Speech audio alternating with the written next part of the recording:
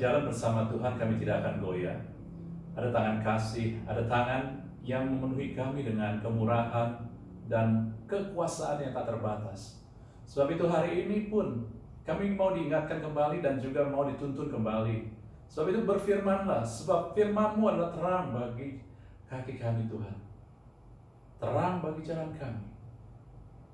Sinari setiap langkah perjalanan kami, sehingga semuanya menuju pada satu hal, yaitu kemenangan di dalam Kristus bagi kami setiap umat-Mu.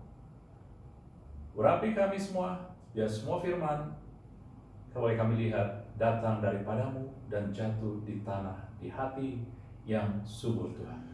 Sehingga firman yang keluar dari mulut-Mu tidak akan kembali sia-sia, tapi akan mengerjakan apa yang Kau perintahkan dan akan berhasil kemana Engkau suruh. Kami siap di dalam nama Yesus. Mari kita yang siap katakan amin. Oke, saudara-saudari, hari ini temanya kembali dalam seri tetap apa yang tersisa, tetapi subtemanya adalah menerima hak dan kebenaran. Kalau minggu lalu kita bicara tentang menantikan Tuhan, hari ini adalah kita ada saatnya menerima hak dan kebenaran kita. Nah, kita ambil dari tema apa yang tersisa karena hari-hari ini begitu banyak hal yang kita pikir kita udah gak punya apa-apa lagi. Dan Tuhan katakan, kamu gak perlu punya apa-apa. Yang perlu adalah bawa apa yang ada aja, yang tersisa pada kita. Amin. Nah, kita akan belajar hari ini dari firman Tuhan kembali dari Mazmur, tetapi Mazmur 56, ya. Kita lihat saudara-saudari, Mazmur 56 ayat 1, ya, dikatakan menurut lagu merpati di pohon-pohon terbatin yang jauh. Terjemahannya ini agak berbeda, ada beberapa yang merpati yang sunyi, yang diam. Jadi Anda melihat ini tema ini ataupun Mazmur ini diciptakan dalam keadaan yang sunyi, artinya terisolasi. Oke? Dia merasa sendiri. Ya, Miktam Mazmur artinya Mazmur Daud ketika orang Filistin menangkap dia di Gat. Nah, saudara, kita lihat dulu latar belakang Mazmur ini dibuat. Jadi ketika dikatakan Daud ditangkap di Gat, ya suatu ketika saudara saya kasih latar belakang Mazmur ini. Suatu ketika Daud diberitahu oleh Jonathan, anaknya daripada Raja Saul, yaitu di mana Daud mengabdi, dan Daud sendiri adalah mantu daripada Saul. Nah, lewat Jonathan, Daud diberitahu bahwa ayahnya si Saul mau membunuh Daud. Oleh sebab itu Daud dengan segera lari, saudara-saudari. Dan lari dia sendirian. Lari yang pertama dia adalah lari ke Nob. Dan dia ketemu ke imam yang namanya Ahimelek. Nah, di situ kemudian dia tidak bisa diam di situ. Karena itu adalah Nob daerah juga Saul, kerajaan ya Yehuda. Oleh sebab itu kerajaan Israel. Sebab itu dia lari lagi. Akhirnya dia lari, dia sampai kepada Raja Akis, orang Gad, saudara. Nah, saudara-saudari, Anda melihat, ketika Daud di Nob, di Imam Ahimelek, dia minta kepada Ahimelek senjata. Ada tombak enggak? Ahimelek bilang, enggak ada tombak, yang ada hanya pedang Goliat. Goliat yang pernah dikalahkan oleh Daud. Lalu Daud bilang, berikan padaku, aku tergesa-gesa, jadi nggak bawa senjata. Oke? Lalu diberikan pedang Daud, pedang Goliat. Lalu Daud sampai di Gat. Di Gat, saudara, Goliat berasal dari Gat. Dia adalah pahlawan dari Gat. Anda bayangkan, ketika tiba-tiba para bawahan Raja Akis, Raja Gat ini bilang, itu Daud. Daud dikatakan dalam 1 Samuel 21, saudara, dikatakan dia sampai begitu ketakutan. Begitu ketakutan, ya, sehingga dia buatlah Mazmur ini. Timbullah Mazmur ini. Mazmur ini dibuat di dalam keadaan yang sangat terjepit. Dia tidak bisa berharap pada orang-orang lain. Dia sedang dalam pelarian, dia hanya sendirian. Tapi Ibu, ya saudara-saudari. Nah, inilah yang menjadi latar belakang. Tapi kita tahu bahwa kemudian Daud diluputkan, diberikan hikmat oleh Allah, sehingga dia pura-pura jadi orang gila. Ya, dan ketika Raja Akis bilang melihat Daud orang gila, ludahnya meleleh, dia menjilat-jilat ke pintu Rakis bilang, ini orang gila. Emang kurang orang gila di tempat kita sampai kamu bawa-bawa kemari? Akhirnya Daud luput. Tetapi di situ dia nyaris saja. Tapi Tuhan setia. Oke? Jadi Anda melihat pertolongan Tuhan kadang nggak langsung dengan sesuatu yang berarti mujizat, tetapi kadang Anda diberikan hikmat. Ya. Nah, kita belajar dari keadaan ini. Ya, Anda juga tahu latar belakangnya Mazmur 56 ini. Ya, kita ikutin Mas, ayat 2-nya kemudian. Dikatakan ayat 2-nya, kasihanilah aku ya Allah sebab orang-orang menginjak-injak aku sepanjang hari, orang-orang memerangi dan mengimpit aku. Bapak Ibu, saudara-saudari, lihat apa yang terjadi pada Daud. Saya suka Mazmur karena Mazmur ini seperti curahan hati. Curahan hati artinya begini, Anda apa adanya aja. Kalau Anda baca Mazmur, biasanya sebagian besar Mazmur kalau curahan hati terjadi dari dua penggal. Penggalan pertama adalah curahan isi hati dia. Lalu penggalan kedua adalah kepercayaan dia. Itu terjadi pada kita, ya. Daud, curahan hati Daud yang pertama adalah curahan jiwa dia, keadaan dia. Dia bilang, Tuhan, kasihanilah aku, tolong, dia udah terjepit. Ya. Dan dia bilang apa? Ada yang menginjak-injak aku, ada yang memerangi aku, ada yang mengimpit aku. Saudara-saudari, dengan kata lain, Daud berfokus kepada keadaan yang buruk. Bagian pertama daripada keadaan dia yang dia sadari adalah kondisinya yang kritis, kondisinya yang buruk. Hari-hari ini pun kadang kita terjebak dengan keadaan seperti ini. Yang kita melihat adalah keadaan makin buruk. Bukan selesai, makin bertambah lagi. Asal suatu kebutuhan belum tercukupi sama kita, sudah datang kebutuhan lagi yang lain. Tuhan, aku makin terjepit. Aku makin terinjak-injak, makin terhimpit. Lalu yang Daud lihat lagi adalah orang-orang. Kalau ibu kadang kita terjebak dengan pola dunia dan apa yang datang daripada si jahat. Ketika kita mulai berfokus kepada keadaan setiap saat, ketika kita mulai berfokus pada orang ini, kata orang ini adalah manusia. Jadi jangan Anda anggap saja bahwa orang-orang ini adalah musuh-musuh Daud. Ya, artinya orang-orang yang mau jahat sama kita. Orang-orang di sini adalah mewakili daging, flesh, kedagingan. Jadi Anda lihat sendiri, orang-orang itu kadang-kadang adalah kita. Yang menjadi masalah adalah kita, kedagingan kita. Seringkali yang menjadi sumber masalah yang membuat kita tertekan adalah diri kita sendiri. Kita yang kadang-kadang cepat marah, kita yang kadang-kadang cepat sekali menghakimi orang, berprasangka buruk, ya, menginginkan hal yang kurang baik, mau pakai jalan pintas. Kita, ini dia yang bikin sumber masalah. Lalu dilanjutkan lagi apa yang dilanjutkan lagi oleh Daud. Di ayat 3, seteru-seteruku menginjak-injak aku.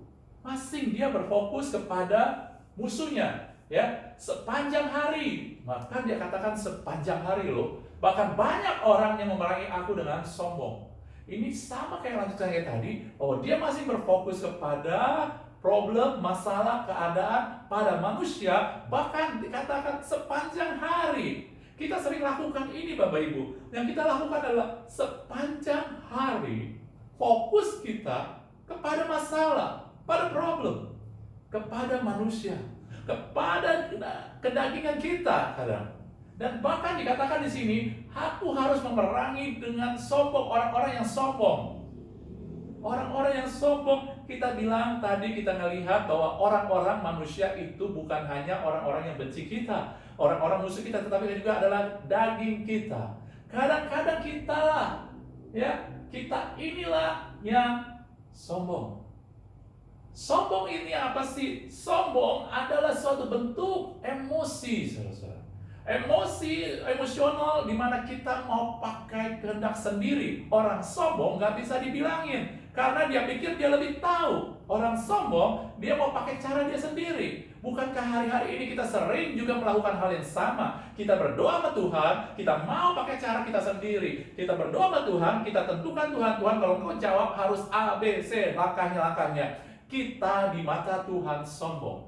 Orang sombong adalah orang yang mau memakai cara dia sendiri. Dia keras kepala, dia nggak peduli yang lain. Bapak Ibu, itulah yang membuat kita tertekan. Amin. Lihat, apa kata firman Tuhan tentang ini? Amsal 16 ayat 32 dikatakan, orang yang sabar artinya orang yang bisa mengendalikan emosinya, mengendalikan perasaannya, melebihi seorang pahlawan. Orang yang menguasai dirinya melebihi orang yang merebut kota. Di mata Tuhan, Tuhan ingin kita bisa menguasai diri kita, menguasai emosi kita. Jangan sedikit-sedikit cepat marah, jangan sedikit-sedikit cepat langsung sedih, mengasihi diri.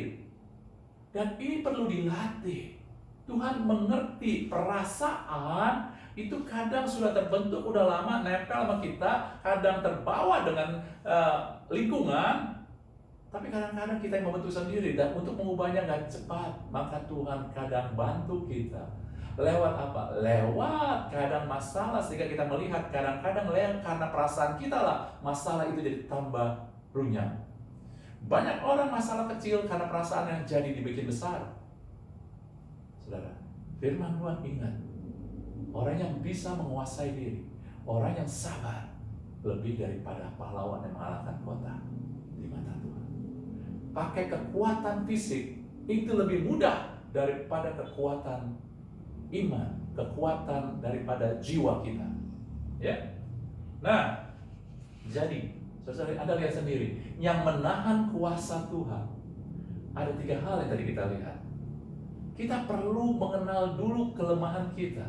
Manusia ini, saya sering, saya hanya sekedar joke, tetapi ini kadang-kadang jadi benar. Manusia itu ada 2 hal tentang manusia. Satu, dia kadang tidak sadar diri. Itu yang pertama. Kadang dia nggak sadar bahwa dia itu nggak sabar. Kadang dia nggak sadar bahwa dia itu sumber masalahnya. Kadang dia nggak sadar bahwa apa yang dia inginkan bukan rencana Tuhan. Kan manusia lebih banyak nggak sadar diri. Dan kedua, manusia nggak tahu diri. Ya, itu hanya menyindir. Tapi itu buat Anda dan saya, bukan hanya Anda. Oke? Tapi itu hanya seringan, ya. Jangan disimpan di hati. Kita punya Tuhan. Tetapi inilah yang menahan kuasa Tuhan, janji Tuhan, ya. Hak yang Tuhan mau berikan kepada kita adalah 3 hal ini. Yaitu kita fokus pada keadaan.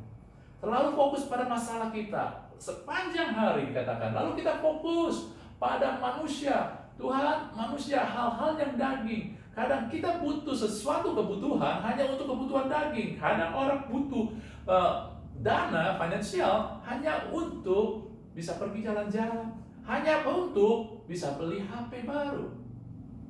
Anda pikirkan, kalau kita punya lebih, oke. Tapi kalau enggak, kuasai diri kita. Anda tidak mau, nilai kita tidak berubah dengan HP yang Anda miliki. Di mata Tuhan nilai Anda sama berharga karena Anda sama nilai dengan Yesus Kristus. Kita ada di dalam Yesus Kristus. Amin. Anda mau pakai HP yang jadul, Nokia yang lama, Anda mau pakai yang paling baru, iPhone 11, mau 12 kayak sekarang, 10, ataupun Samsung yang berapa, nilai Anda di mata Tuhan sama. Saya nggak melarang, tapi kalau kebutuhan Anda dan Anda memiliki dana, silakan beli itu.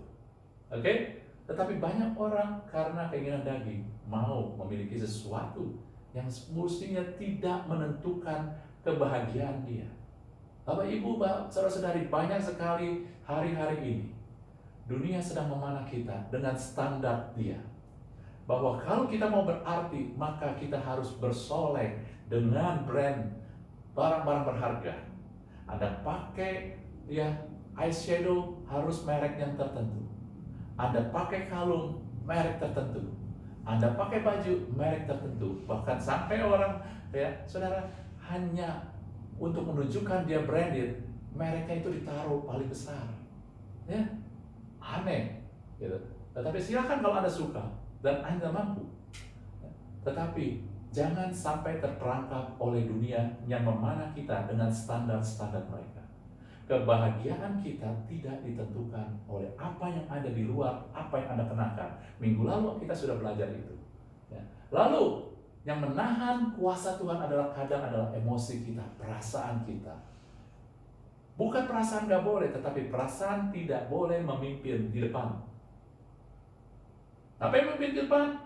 Kita melihat, ya. Nah, lalu kemudian, tadi ini paruh yang pertama. Daud curhat tentang hati dia. Dan paruh kedua, Daud berkata, ya. Daud berkata, ayat 4, waktu aku takut, aku ini percaya kepadamu. Tiba-tiba Daud sadar, Roh Kudus berbicara sama dia. Dia dituntun, dipimpin, ya. Dikatakan, waktu aku takut. Saudara-saudari, semua orang bisa takut. Ketakutan adalah masalah emosional, perasaan, emosi, ya. Tetapi dengan firman Tuhan ini mau mengatakan, ya, awalnya Daud punya kesadaran akan emosinya, emosionalnya, perasaannya, ya, emotional awareness. Jadi dia takut, dia khawatir, kita takut, kita gentar. Itu normal. Tetapi ketika Anda terus membesarkan, terus memikirkan hal tersebut, itu jadikan normal di mata Tuhan. Oleh sebab itu, Daud mengatakan, firman Tuhan mengatakan, waktu aku takut, perasaan aku takut. Tetapi aku nggak boleh, kesadaranku nggak boleh pada ketakutan itu. Jangan besar-besarkan. Seringkali orang membesar-besarkan takutnya itu. Habis nonton film serem, lalu dia pikirkan lagi, ntar kalau dia di sebelah saya tiba-tiba ada yang kayak tadi nih, saya nonton bagaimana ya, atau ada suara, akhirnya dia pikiran dia nggak bisa tidur, dia ketakutan. Itu yang nggak boleh. Nah, firman Tuhan ajarkan, ketika dia takut, gantilah kesadaran itu, ya, dengan percaya kepada, kesadaran kepada Tuhan yang mendatangkan iman. Kesadaran akan, jadi sehingga dengan kata lain firman ini mengatakan, latih kesadaran kita kepada Tuhan. Ketika Anda punya kesadaran kepada Tuhan, maka iman itu muncul. Iman bukan usaha kita. Saya katakan lagi, iman bukan hasil dari usaha kita. Iman adalah hasil Anda berfokus kepada Yesus. Ibrani 12 katakan, dengan mata yang tertuju kepada Yesus, yang adalah maker and perfecter of faith, pembuat iman dan penyempurna iman.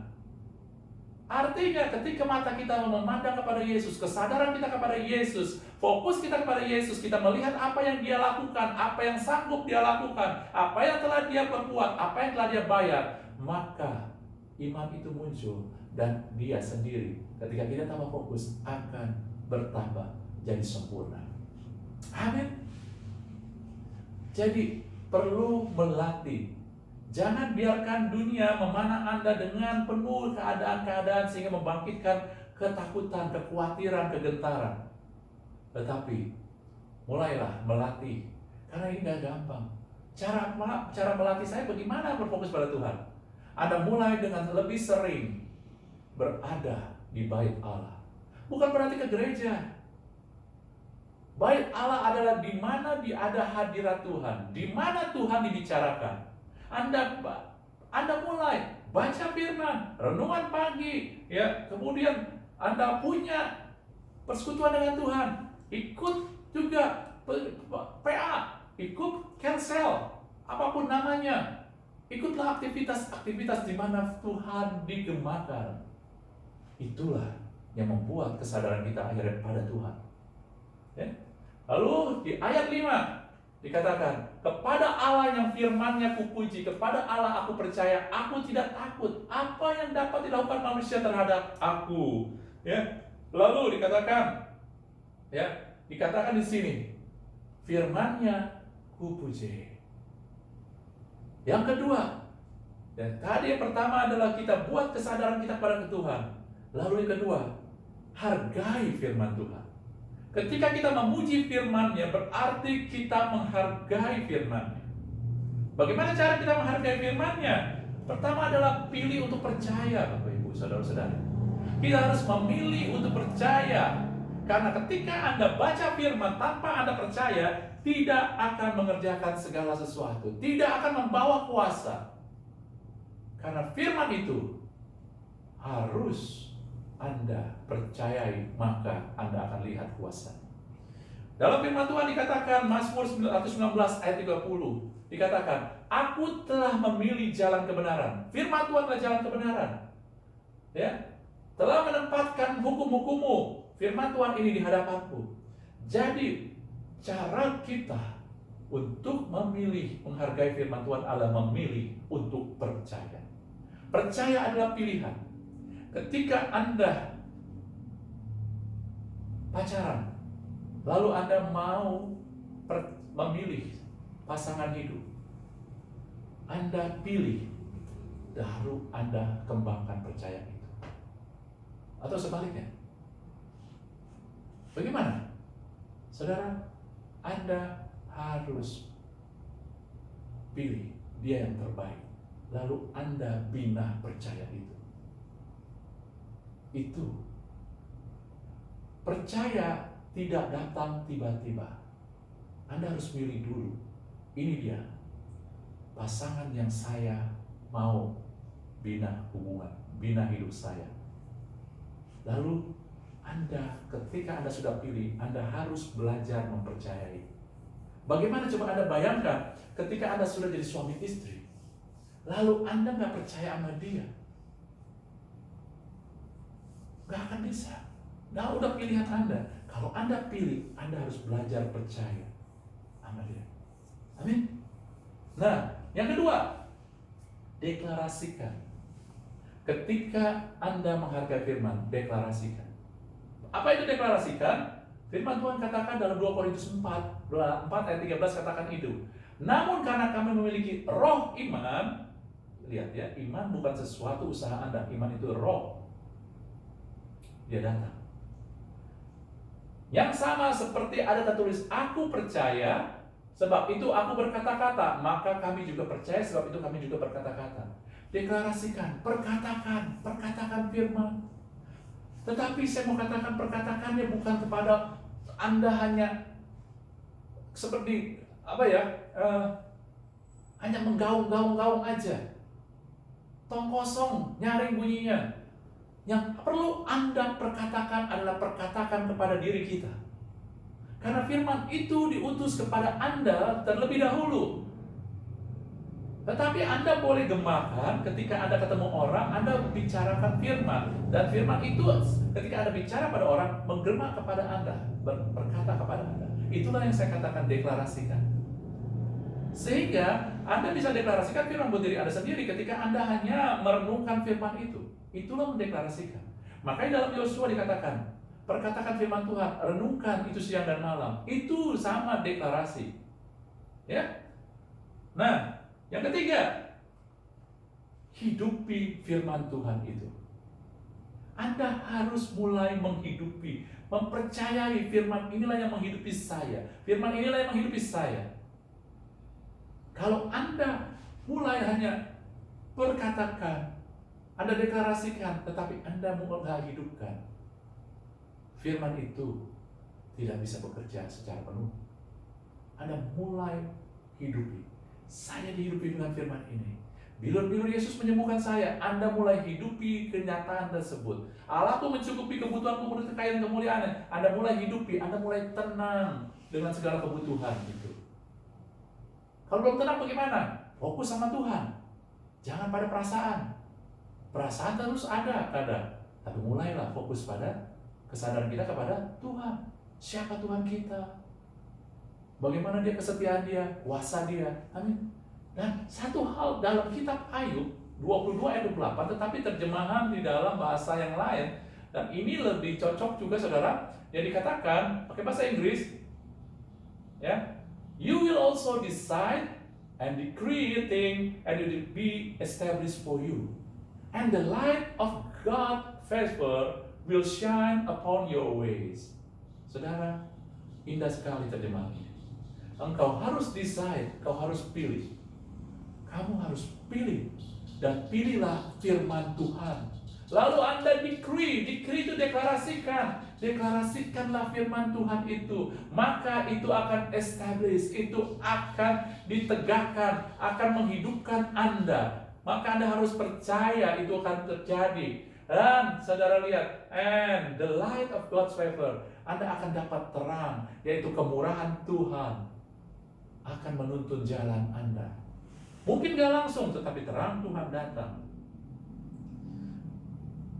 Lihat, di ayat 9 dan 10, Daud berkata, Engkau telah memperhitungkan pengembaraanku, air mataku kau tampung dalam kirbatmu. Bukankah itu semua ada dalam kitabmu? Maka musuhku akan mundur pada waktu aku berseru. Aku yakin bahwa Allah memihak kepadaku.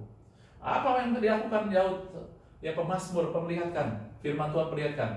Yang pertama, kesadaran kita harus kepada Tuhan. Latih kesadaran kita pada Tuhan. Yang kedua, hargai firman Tuhan. Yang ketiga, saudara-saudara, ketika air mata kita ditampung, saudara, Anda berarti orang yang mau menampung air mata kita, setiap tetes air mata kita berarti orang yang peduli, orang yang sangat mengasihi kita. Artinya dengan kata lain, fokuslah pada kasih Tuhan. Jangan fokus kepada hal yang aduh Tuhan keadaan berat, ini Tuhan mengasihi saya enggak. Jangan berfokus pada keadaan, fokus pada Tuhan dulu. Tuhan, Kau sangat begitu mengasihi saya. Kalau Engkau telah mati buat saya, apalagi yang Kau tahan. Mulai fokus pada kasih Tuhan. Saudara, ketika kita fokus pada kasih Tuhan, maka saya mau katakan, kasih itu akan berpihak. Ya, Dia akan memihak kepada kita. Saya punya anak misalkan, anak ini sangat saya kasih, anak saya kasihi. Lalu kemudian ada orang lain, ayo, walaupun anak ini tidak sehebat, tidak layak untuk menerima, ya, lebih layak anak orang lain, tetapi karena kasih saya kepada anak saya, maka saya akan berikan, saya akan berpihak kepada anak saya. Kenapa? Karena saya mengasihi dia, saya akan berpihak kepada dia, walaupun mungkin dia tidak layak.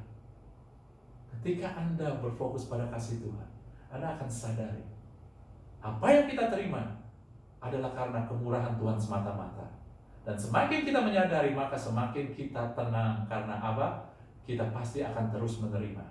Bukan karena kita hebat, tapi karena Tuhan yang luar biasa. Amin, Bapak Ibu. Ya? Jadi, lihat, dan ayat 11 dikatakan, kepada Allah firman-Nya kupuji, kepada Tuhan firman-Nya kupuji. Ada dua kata lain, dia memuji firman-Nya tetapi dia pakai kata Allah dan Tuhan. Dalam bahasa aslinya Elohim, Allah itu Elohim. Yang kedua, Tuhan itu Yahweh.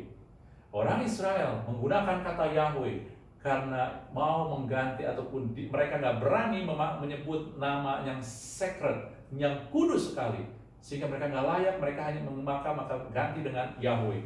Kalau Elohim adalah nama yang dipakai untuk hubungan sehari-hari yang normal. Kalau Yahweh adalah nama yang tidak bisa diucapkan YHWH itu, maka mereka ganti dengan Yahweh, nama yang kudus. Maksudnya apa? Saudara-saudari, ya, firman Tuhan, baik itu keakraban dengan Dia, baik itu kehidupan sehari-hari, baik itu bicara tentang otoritas Tuhan, kuasa Tuhan sebagai Allah di atas segala-galanya, Raja di atas segalanya, yang memiliki kuasa, yang mempunyai bumi dan surga. Segala sesuatunya, hubungan kita dengan Tuhan ada di firman Tuhan, dan firman Tuhan adalah tentang Allah. Ketika Anda baca firman Tuhan, fokuslah, ini tentang Tuhan, bukan tentang kita. Hasilnya bagi kita, dampaknya bagi kita, tetapi setiap firman Tuhan, ketika Anda baca firman, fokuslah kepada siapa Allah. Ini maksudnya. Kepada Allah, firman kepuji, kepada Tuhan, firman-Nya kepuji. Firman tentang Dia, bukan tentang kita. Segala sesuatunya tentang Dia. Ya? Maka hasilnya, saudara-saudari, dikatakan dalam Mazmur 37 ayat 6. Ia akan memunculkan kebenaranmu seperti terang dan hakmu seperti siang. Subjudul yang kita ambil hari ini. Ya.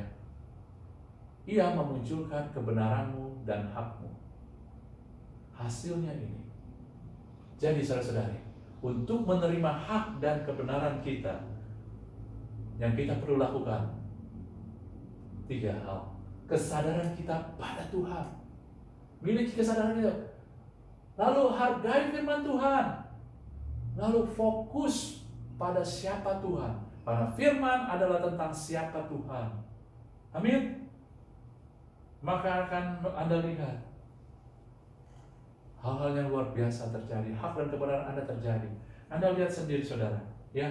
Anda lihat di sini, kesadaran kita pada Tuhan, hargai Tuhan, lihat pada kasih Tuhan, fokus pada Tuhan.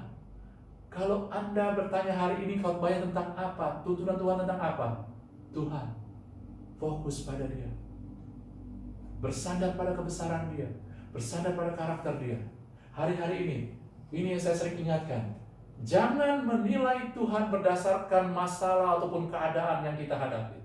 Kalau kita menilai Tuhan berdasarkan keadaan masalah, kita begini, saudara, contohnya, ketika kita melihat masalah belum beres, datang lagi, saya sudah berseru ke Tuhan, bahkan sudah bertahun-tahun kok belum dijawab, lalu Anda bilang, dunia akan kepana Anda, perasaan Anda terluka, perasaan Anda mulai, aduh Tuhan, mulai bimbang, karena Anda melihat Tuhan dari masalah Anda dan dari perasaan. Anda mulai katakan, Tuhan mungkin Kau nggak terlalu mengasihi saya. Iblis mulai panah lagi, perasaan Anda dipermainkan. Lalu akhirnya Anda mulai meragukan, Tuhan Maha Kuasa nggak sih? Tuhan sanggup nggak sih? Itulah ketika kita mulai menilai, melihat Tuhan berdasarkan masalah. Tetapi mulailah menilai masalah berdasarkan siapa Tuhan kita. Ketika masalah datang, kita melihat Tuhan. Tuhan, Engkau berkuasa, Engkau punya rencana gak pernah gagal dari dulu. Apa yang Kau firmankan pasti digenapi di muka bumi segera dan sempurna. Dari dulu Engkau tidak pernah berdusta. Kalau Engkau berfirman pasti Engkau melakukannya. Dan terbukti kalau Engkau berbicara pasti Kau tepati, tidak akan pernah gagal, tidak pernah Engkau akan ingkari. Dan terbukti. Lalu mulai kita lihat masalah kita. Hai masalah, apapun juga, Tuhanku setia, Dia Maha Kuasa. Kalau masalah itu kebutuhan kita, Allahku, Allah yang besar, mempunyai langit dan bumi. Di surga tatahnya, emas itu hanya debu-debu aja, lantai doang. Dia begitu kaya. Amin. Dan dikatakan, Allahku setia dan Dia akan mencukupi kebutuhanku menurut kekayaan dan kemuliaan-Nya. Mulai perkatakan itu kepada masalah kita. Apapun masalah Anda, perkatakan siapa Tuhan Anda. Amin, Bapak Ibu. Kiranya Tuhan memberkati kita. Yuk kita tutup dengan doa. Bapa di surga, kami bersyukur hari ini kami tahu tuntunan Tuhan nyata. Tuhan menghendaki kami menerima hak dan kebenaran kami yang telah Yesus bayar. Namun kadang kami terfokus kepada perasaan, kepada kedagingan kami, kepada keadaan sekeliling, pada manusia daging kami, Tuhan. Sehingga kami lupa bahwa Tuhan, kami harus mulai ganti fokus. Penuhi kesadaran kami dengan Engkau. Penuhi dan hargai firman-Mu, sebab Tuhan bergerak berdasarkan firman, dan firman-Mu gak pernah gagal.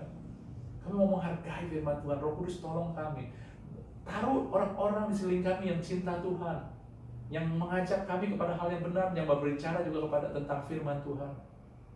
Bahkan juga anak-anak kami semua, orang tua kami, teman kami, pasangan hidup kami, gerakan Roh Kudus untuk mereka mulai rindu akan firman Tuhan. Sehingga ketika kami menemukan masalah, kami mulai perkatakan siapa Tuhan dan kebesaran dan kebenaran firman Tuhan kepada masalah kami. Engkau tidak pernah gagal. Hari ini kami terima. Engkau sudah bayar. Kami terima kehidupan kami, hak kami dan kebenaran kami. Karena Engkau Allah yang setia, Maha Kuasa dan telah berikan pada kami. Kami terima di dalam nama Tuhan Yesus. Amin. Terima kasih, Tuhan berkati kita semua. Amin.